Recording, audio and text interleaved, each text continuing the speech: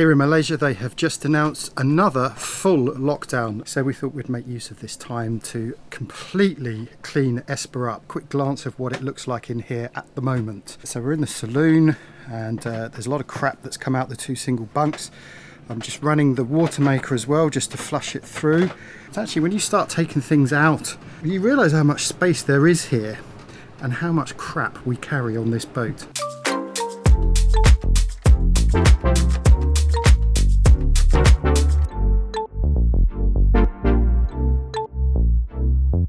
Is it better to sail in the US or in Southeast Asia? Well, we've just mentioned the fact that we were in lockdown at the time of recording, and what do you know, we're in lockdown again. It's not great over here, so we're going to discuss exactly what's going on and how it compares to the US a bit later on. But for now, we're going to talk about glue, and specifically how you apply it to dinghy repairs. Yes, we found a leak in our dinghy while we were in the marina. So we thought it was a good opportunity to A, fix the leak, and B, talk a bit more about the different types of glue that we carry on board. You'll notice that we employed Graham of Artemis 3 to help out.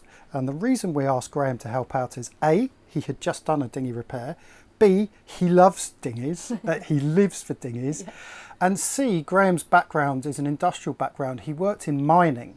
And the glue that he uses, he will explain to camera, is a glue that they've actually used in industry. So it's a very, very good glue. It's worth noting that dinghies spring leaks all the time, and you do need to be prepared with all the right equipment on board so that you can deal with it wherever you are. We found a leak on the underside of our dinghy, and what looked to be a little innocuous scratch turned out to be deep enough that it was actually letting out air. And of course we found that by just putting bubbly soapy water over the dinghy. It's a classic trick, and you inflate the dinghy, and where you see those bubbles appear is where your leak is.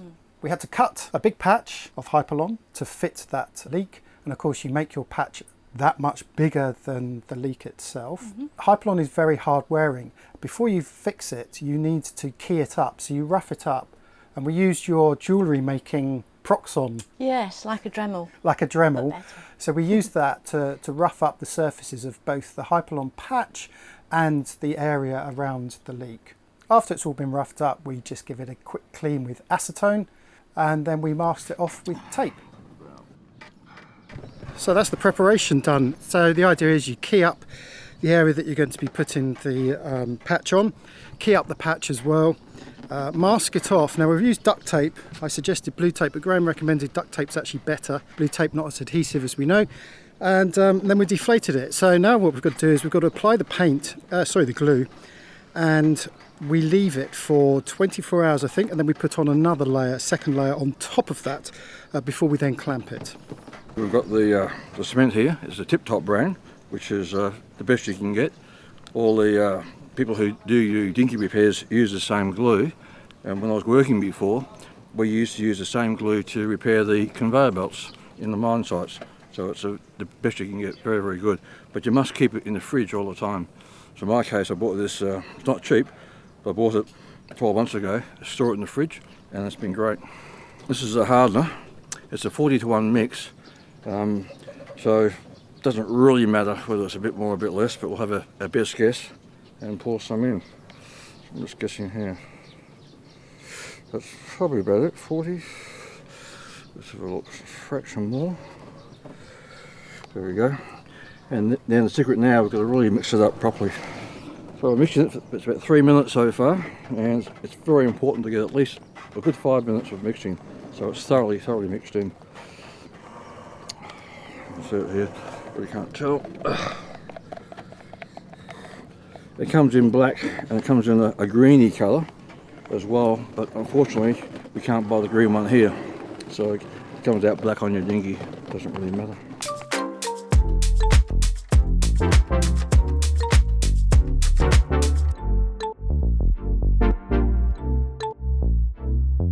We turned the top bunks into storage some time ago now, I don't know how long, but it's ended up just being a dumping ground for everything that we're not quite sure what to do with. going to be ruthless today and throw a whole load of it out, but this is just the 2 bunks. This is just what we found on the 2 bunks, and we've still got the whole of the front to go. It's day 2 of Operation Tidy the Shit Up in Esper, and we've made a tiny dent, but the good thing is that we're throwing out lots of crap. Now I just wanted to show you a glue box because I thought this might be interesting for those people who are starting out and what kind of glues we carry. We have a dedicated glue box, a dedicated tape box, and just going through the glue now. Of course, one of the problems on the boat is that things dry out quickly, so that's all our old glue which I've managed to throw out. But I wanted to show you the sorts of glue that we carry. So first up, we've just got standard epoxy. This is household epoxy, so this isn't going to do big jobs, but quite useful, standard sort of araldite. Now I really recommend carrying lots of this. This is an epoxy putty. It comes in 2 forms. This one, it's a hardener and the epoxy itself in one sausage. So inside is the hardener, I think, and outside is the epoxy itself. So that's that type. And then you've got the other type where you've got 2 separate sausages, one of the epoxy, one of the hardener. Now these are very good for quick epoxy repairs. The idea is that you cut off equal amounts of the hardener and the epoxy, and then you mash it up like a putty.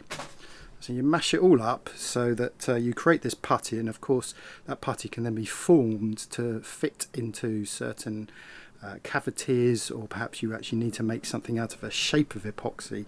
Really useful. The reason why we carry lots of that is because I have heard of people having to do emergency repairs underwater. It works underwater. Most of them work underwater, so definitely recommend carrying that. Something else we use a lot of are gasket makers. Now obviously the main application of this would be the engine, but also quite often when we have to get into our fuel tanks to clean them, we have to break open the seal on the inspection hatch. If you select a gasket sealant that you know you're going to be using around diesel, make sure you get one that is impervious to diesel. Very important, otherwise it just it melts basically. Now this is also it's kind of a gasket sealant, but this doesn't actually dry, it stays moist. So this can be quite useful. Again, I think this is impervious to diesel as well. We were using this on our fuel connections between the 2 tanks when we had to put in a new connector pipe. So you apply this liberally, and then of course it squeezes together to create a seal, but it stays sort of damp, I suppose. Other things include Tef gel. Tef gel is when you put in a stainless screw into aluminium, for example. You coat it with Tef gel, and this in theory prevents any corrosion of the 2 dissimilar metals. So we've got a few of those. Thread locker, obvious application for this. 2 different strengths, a medium one and a high strength one. Rubber glue for repairing your flip-flops. And then we also always carry epoxy glue as well. So we've got a few tins of epoxy glue. This is useful if you want to do any woodwork emergency repairs or just general woodworking. Can be very good, and unlike normal epoxy, of course, it can be smoothed into shape and cavities, so we always carry a few tins of that. We try to carry super glue on board for quick fixes. Can also be used for sort of micro holes on your dinghy apparently, but the problem with super glue is that it is one glue that dries really quickly, and once you've opened it, that's it. I've just chucked out a whole load of unopened super glue as well. Fortunately over here in Asia it's pretty cheap to pick up, but that is worth bearing in mind. The other thing I forgot to mention was this stuff. It's called 4-minute steel epoxy. So the idea is that epoxy, obviously, that can be used on metal. I've had varying degrees of success with this. I've used it on the sink. I think had an issue with it and managed to use it on the sink quite effectively, but in other areas it's not so good, and it really isn't as strong as steel, but just worth having that as backup as well. Those are the main glues that we use aboard Esper. I'm just sorting through them now. One of the things is to keep an eye on this because they do dry out, as I said, so make sure you try and stay on top of your glue box like what I'm doing now. It's a sticky subject. Get it?